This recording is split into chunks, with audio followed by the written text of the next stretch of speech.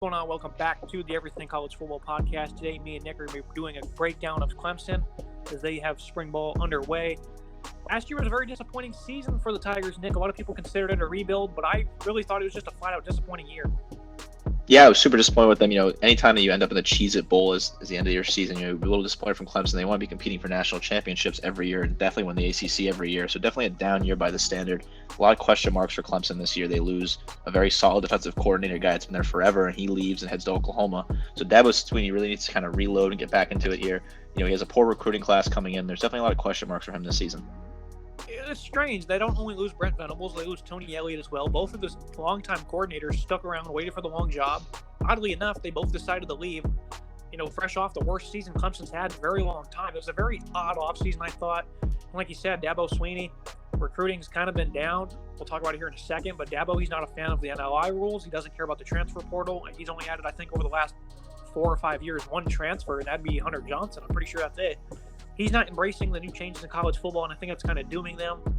Looking at this offense, though, they promoted at staff. I think this was the right move by Dabo. He's been grooming these guys. Brandon Streeter, he's now the offensive play caller. Like I said, though, recruiting on offense, in my opinion, it's not been great at all over the last 3 years. You disagree if you want to, but they aren't stacking up like these other elite programs are. In the class of 2022, only 5 players on the offensive side of the ball that they landed are ranked at all. Bama, for comparison, they have 6 inside the top 60. What is going on with Clemson's offensive recruiting, and is it ultimately going to hurt them in the long run? Yeah, I think this is absolutely damaging for the program. I am very impressed with the promotion from within. I've said on this show before that I like teams that promote within. I think it's a very strong idea, kind of build that continuity in your program. But looking at this list of players they signed, outside of the quarterback they got in the class and Cade Klubnik, this is a pretty very, very, very poor offensive class. A lot of question marks here. It seems like Dabo's just lost that recruiting touch, and I don't know what it is. And it's crazy because Dabo was bringing in guys like Trevor Lawrence and really high recruits. And now all of a sudden he seems to not be able to grab these guys. He's getting beat out by other schools like Alabama, Georgia. And just this roster is not what it used to be on offense. And it's really questioning how they're going to be able to do it under a first-year coordinator. And it's just a weak team in general with the recruits coming in. And I'm very interested to see how it pans out for Clemson. It seems like it's very poor and not going to go well for them. I do think Landon Klubnik kind of offsets that a little bit because he is the top-ranked quarterback in the class, 6th overall prospect. And I do believe there is a QB battle. Remember a couple years ago, Trevor Lawrence, true freshman, they were winning games with Kelly Bryant, but he did not hesitate to pull the trigger and get his superstar top-ranked quarterback out there and to make plays. And, of course, they ended up going, 14-15-0 and won a national championship that year. There is a QB battle. Klubnik, though, the incoming true freshman, very good in the pocket. Great touch, nice accuracy. He can make any throw on the plane. Very confident, too. They've talked about him at the camps and whatnot. These scrimmages, these 7-on-7s, 11-on-11s, whatever it may be. He's been standing out. He's certainly living up to the hype. We'll see what he does this spring and what he can do potentially in the fall because he'll be battling with DJ Uiagalelei, who was very brutal last season. 2 games the year beforehand, though, were very impressive. Remember, he got the start against Boston College and Notre Dame. He was very impressive in those games. So this past season was very upsetting.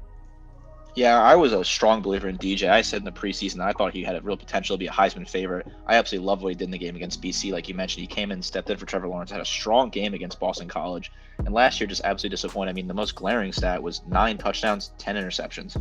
That is just unacceptable if you're the quarterback at Clemson University. That is an absolutely disastrous showing. His completion percentage is only 55.6, also poor.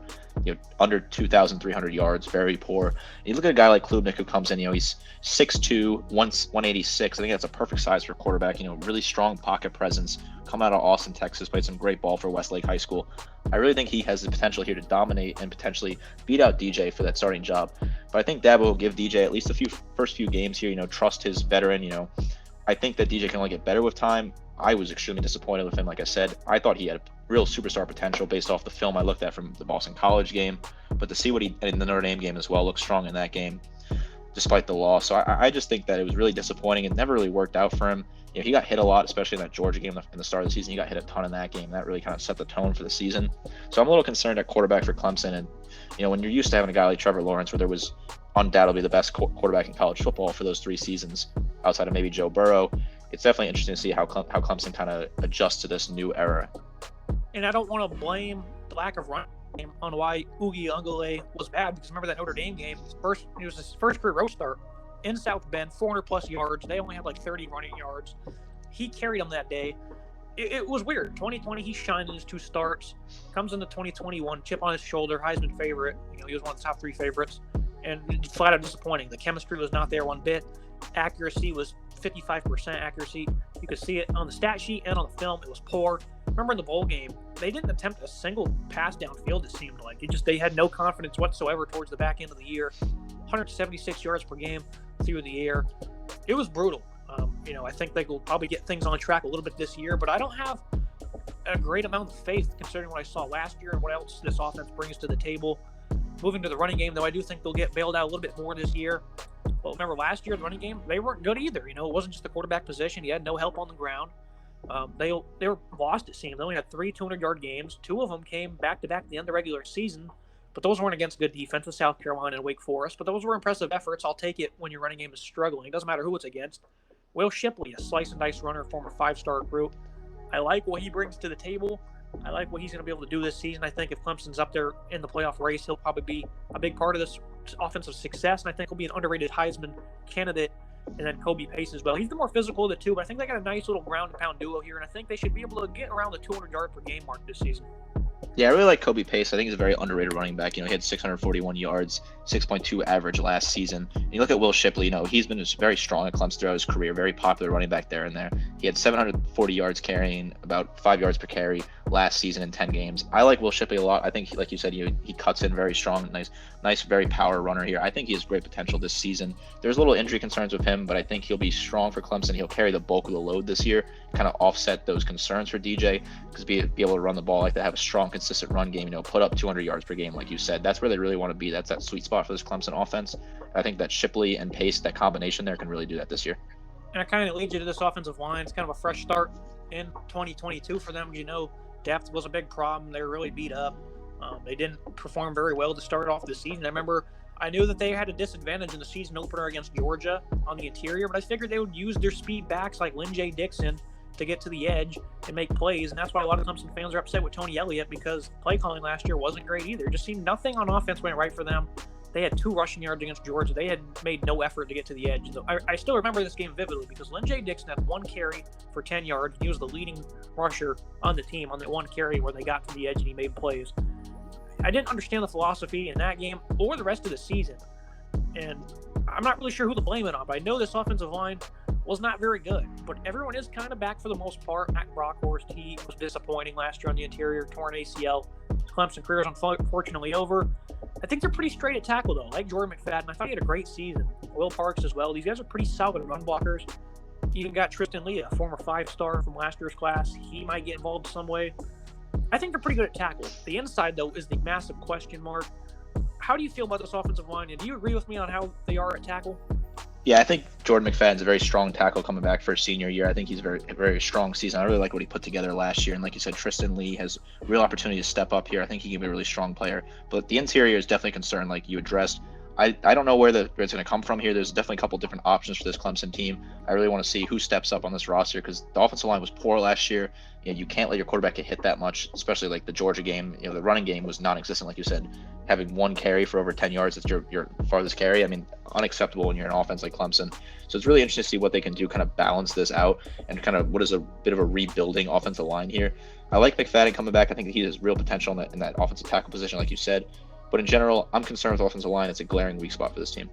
It's another spot where they've not recruited very well over the last couple of years. Will Putnam at right guard, though, I think he's the best player on the interior. Marcus Tate, the other guard, they like him. He's versatile, 6'5", 325.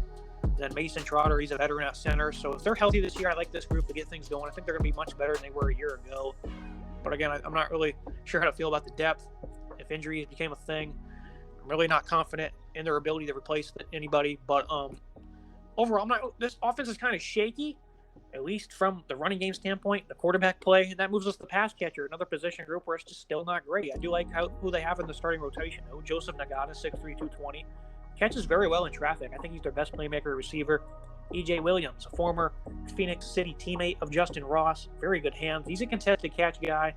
And also have Bo and Dakari Collins, no relation. I think they got some. They don't have a lot of depth, but I think they have some very solid options here for whoever the quarterback is to throw to. Yeah, this is a very young wide receiving core. A lot of freshmen and sophomore on this, but you touch on a guy like both Collins players. I think they've had a decent season last year. You lose a guy like Justin Ross, who had a bit of a disappointing season coming off an injury. Now you kind of have to rebuild a little bit. I like Nagata, like you said. He had averaged 19 yards per catch last season. He had one touchdown as well, about 500 yards, nearly 500 yards receiving. Look at both Collins players. I think they're really strong potential. They can step up here, especially Dakari Collins. I think he has real potential to make some big plays here. And it's just be interesting to see who's throwing them the ball and see who kind of what target each quarterback prefers, depending on who wins out the starting job. I think they both have different preferences, it would seem. So I'm definitely interested to see how this comes out for this wide receiving group. This is something that's a bit weaker for Clemson. We're used to having some stronger wide receiving core. Definitely one of the weaker ones, definitely a young one, but a lot of potential to develop. And I think there's a real opportunity for some of these guys to get some great minutes early on in the season.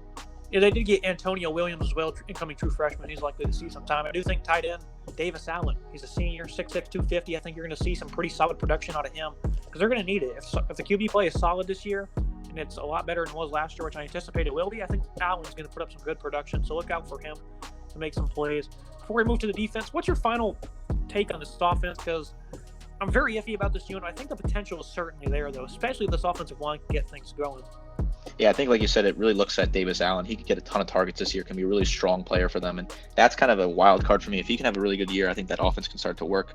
Look, I love the size in him, 6'6", 250, a senior coming back. I absolutely love a player like Davis Allen. I think he has real potential to help this team out. But I think it lives and dies with the running game this year. Like we said, we touched on the two running backs, Will Shipley and Pace coming back, sorry. I think there's a real opportunity for them to build something with that running game, average 200, 250 yards per game on the ground and potentially build something there. And, to be fair, they did average more yards per game in 21 than they did in 2020. But at the same time, they're much more explosive with ETN in the backfield. Lawrence was even really good with his legs. He had almost double-figure touchdowns. So the running game is certainly a big question mark. I do think that the potential is there for this entire unit, even though I am very iffy at on some of the positional groups. The coaching here is exceptional.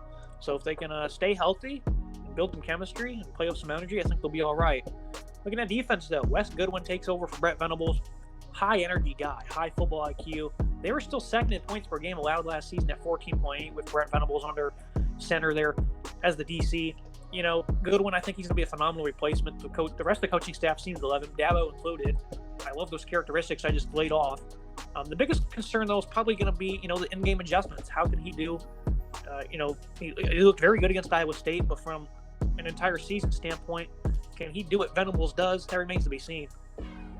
Yeah, I definitely think it's interesting. Another guy they bring in a lot, like you said, high energy, promote from within. I think this is a very good opportunity here for Clemson. And Venables is a great defensive coordinator. He was there for so long. Seemed like he was waiting for the perfect job, and he gets that perfect job in Oklahoma. The defense definitely didn't look like vintage Clemson defense last year, and they lose some guys like Andrew Booth Jr. They're going to lose to the draft. So it's definitely interesting to see what this defense can do. Well, good news for West is this front four is absolutely loaded, nothing but 5 stars. The injuries allowed some of these other guys to step up. But Brian Brissy comes back from a torn ACL. Oddly enough, they have 3 players, Brissy, Davis, and then Williams. These guys are all 300 pounds. That's pretty odd, but Brissy, great hands. This guy is a former number 1 recruit. He's a brick. I like what he does from a defensive tackle standpoint. He anchors very well. Trey Williams, another one of those 300-pounders I talked about. And Rook Orhoro, he's a stud. 8 tackles for loss last year. He really stepped up. They have a very solid, I think, an elite 4-man group at defensive tackle. Focus on that part of this defense to kick things off. Yeah, I think this defensive tackle, you said the 4-man core is one of the best in college football. I look at a guy like Trey Williams, 6'2", 300 pounds. This coming back to his sophomore season, had a decent season last year. I think he can make some really nice tackles, make some good potential. And you look at a guy like Tyler Davis, a senior, he's going to be the leader for this defense. A veteran coming back, has a ton of tackles in his career. I think he has real potential to dominate for them. And I really think this is a great opportunity for this defense. Like you said, these 4 are great. They're some of the best in college football, and put them together. If they can really hum and really work strong together, they can be a great defensive tackle group. Early in the season, they really struggled to defend the run because they had so many injuries. And then at the end of the year, nobody could move against them one bit on the ground. I think when fully healthy, this is a phenomenal unit. Trey Williams, Tyler Davis, they're both 6'2", 300 pounds. Very consistent size. They have that going for them. Look at the edge group. No fall off either. Miles Murphy, this guy was a beast last year. Team high 14 tackles for a lot, 7 sacks. On film, he fights very hard. He's strong upper body. His recognition versus the run is also very good. KJ Henry, another 5-star. He's never been great. Xavier Thomas as well. He's been around for a long time now. He missed COVID in 2020. And, he came back in 21, 7 games in 2020. a lot of talent production. Obviously, from Henry Thomas isn't great, but these guys are very important for this pass rush. Yeah, I absolutely love Xavier Thomas coming back, bringing that huge leadership. He's the career leader in tackles and sacks on this roster currently with 27 and a half tackles for loss and 12 and a half sacks. Look at guys like Myles Murphy, and like you said last year, 14 tackles for loss, 7 sacks. He's going to be an absolute dominant force on that defense. He's going to be wrecking, hitting quarterbacks. I love Myles Murphy. I think he has real potential this year to dominate as a junior, take that huge step up. I love his size at 6'5", 275. Absolutely incredible. And I like KJ Henry too. Like you said, another senior, a lot of experience as well, 6'4", 260. I think he can add some real potential. These edge rushers are fantastic. It's a very strong edge rushing core. I think they could really put some pressure on the quarterback and knock some guys down for sure. I think this is the nation's best front four in all of college football. Do you agree with that? Yeah, I would agree with that for sure. And it gets even better when you look at the linebacking group. They have a lot of potential there. Trenton Simpson, I don't know if you've seen film on him, but this guy is phenomenal. He's a hybrid guy. Great pursuit, 12 tackles for loss, 6 sacks. This guy is blazing fast for his size. They blitz him a lot. His ability to stunt is highly impressive. Very good open field tackler as well. Reliable in coverage. Simpson is elite. Yeah, I love Simpson. I think, like you said, look at the size, 6'3", 230. That's a really, for his size, he's very fast, gets in there with the blitz. I love him a lot. His talent, very elite linebacker. I think he has potential to step up even more this year. Junior, he's going to have some leadership, has a lot of snaps under him so far already. And I think he has real potential to be a dominant linebacker, one of the better in the ACC. We've been, not so high on the recruiting over the last couple minutes during this pod, but I think they've done a good job inside linebacker. Look at who they got in Carter and Jermaine Trotter. Carter, Barrett Carter, that is, number 3 ranked inside linebacker, 4.5 speed for a 6'1", 225 defensive player. That's really impressive. We just talked about Simpson's speed. Carter has it as well. A lot of people think he's a better pass rusher than a traditional linebacker, but I think they'll coach him up, and he'll slot right into that ILB spot. Jeremiah Trotter, 5th ranked linebacker. These guys were in the same class last year as well, so they're both going to slot into the starting lineup. Similar qualities from Trotter, but he's also very flexible in coverage, instincts, physicality. I think Trotter's probably got more upside than Carter does, but overall, I love these two inside linebackers. I think these guys are really going to take that next step, and it's going to round out an impressive front 7. Yeah, I love Trotter's flexibility. Like you said, you can play him wherever they need to play him. He's a very talented player, 6 foot, 225, sophomore coming out of New Jersey. I really like Trotter's potential. I think they can move him anywhere on the field, really, in that defensive and the linebacking area. He can make a lot of good plays. I love his speed. Very interested to see how he plays this year. I think he can step up and be one of the best linebackers in the ACC, push that all first team for sure. Yeah, just can't stop raving about the front 7, though. I know we've bagged on the offense a lot for good reason, though, but this defense, they're going to be just fine in the short term. Moving to the secondary, though, I wasn't a big fan of the secondary last year, but I think I'm being a little too hard on them. I remember in the Pitt game, I didn't pick Clemson to lose too many times last year. I picked them to lose that game solely because of this back end. I felt Nolan Turner was a big liability. I singled that out in one of my previews. I'm like, what do you know? He gets beat for a touchdown single coverage. It's not great when you can pinpoint exactly who's going to get beat, and he does. Kind of what are your thoughts on this secondary? It's actually, I think, pretty good because they were the only team in the conference last year to have more interceptions than touchdowns allowed. And truthfully, the only times they really struggled were against teams you kind of expected teams to struggle against, like Pitt, Wake Forest, NC State. Good passing attacks. They weren't getting slashed by poor passing attacks by any means. The Boston College game is kind of shaky, but it's not like they're out here struggling on a week-to-week basis. How do you feel about this back end? Yeah, I think there's definitely some talent here. I look at a guy like RJ Mickens. I think he has some real potential. He had a decent season last year. I think they'll take a step forward this year. They got beat by the teams that were supposed to beat them, but they looked good in the rest of the games. Pitt, that was a very strong offense. That team was always going to have a good field day against Clemson. So I think this is a real potential to kind of coach this group up and kind of develop them a little bit and turn them into a solid group for this season. Yeah, a guy I really like Sheridan Jones. He's a senior leader. Dabo is very hyped for the year he might have. He feels he's really regained his confidence. They're going to lean on him a lot. Andrew Macumba, though, talk about a true freshman that was phenomenal last year. He was one of them. Breaks on the ball very well. He had 9 pass breakups, tackles in the box with authority. Prototypical safety, that can do a little bit of everything. I think he's one of the high risers in college football. What do you feel about Jones and Macumba, kind of being the standouts, I think, in this back end? Yeah, I think Macumba is really strong. You look at a guy like 6 foot, 185. Looking for a good, strong sophomore year. I really like Macumba. I think he had a good year last year. Really showed that he has some serious talent. But I do think RJ Mickens is the guy for me in the safety. I think he's very strong. He had 2 interceptions last year. He's the only person returning with multiple interceptions. I like him a lot. But in general, like you said, Sheridan Jones. It's great to have that leadership on defense. A guy that's been around the program. He knows the program very well. He's gonna be a leader on the field, kind of command that defense. I think he has real potential to be a dominant during his last season in Clemson. They lose 3 starters at the defensive back group, both starting corners and the aforementioned Nolan Turner, Nate Wiggins at corner. I think this is a guy that's got high potential. He's a phenomenal athlete, just a pure athlete with great speed, good twitchiness, a guy that should have no issues in man coverage. You might even find some time at safety. They also did land 2 high-ranked corners in the 2022 class, Toriano Pride and then Jaden Lucas. I think those guys might find some time in the rotation as well. Overall, this defense, they're going to be one of the nation's best. I have no concerns one bit. What are your final thoughts on this defense before we round things out with the schedule? Yeah, I think this defense is the best in the ACC, and I really think they have strong potential to dominate this year. I think it's going to come down to the coaching. Can they make that transition from Venables into this new defensive coordinator era? And I really think that they have a strong defense. A lot of these guys returning, we touched on, especially the front 7. We raved about them. They're very talented. When you're returning a guy like Myles Murphy, who has 7 sacks, 14 tackles for loss, that's huge production they're bringing back. This Clemson defense is going to be very dominant this year, and expect them to have a lot of games where they don't let the opponent score more than 14 points, 14, 20 points, something like that. They're going to be holding teams to very low amount of points this year. They're going to be very strong on defense, and I think it's going to be very impressive to watch. A big key of it is the offense helping them out as well. I want to read you off the stat real quick that I still remember from last year. They lost to NC State in overtime, or I think double overtime as well. They were on the field for 96 plays, and they allowed only 386 yards. That is elite.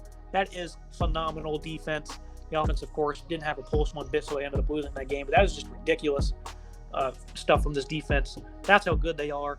I love this defense. I think they're going to be one of the best in college football.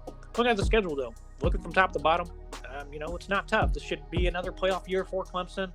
Kick things off at Georgia Tech. I think that's in Atlanta, isn't it? I think that's on a Monday night, I believe, in Atlanta. Furman, LA Tech. And then conference play gets a little sketchy here at Wake Forest versus NC State.